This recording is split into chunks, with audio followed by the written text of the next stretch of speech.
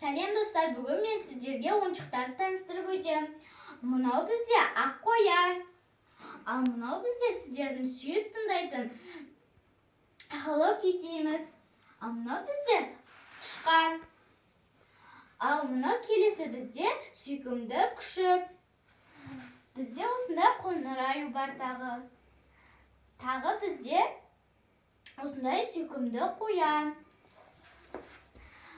Және тағы бізде полиция күшігі, пингвин.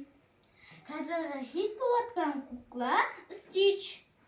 Және тағы кукла розовый, қызыл аю. Және тағы да панда.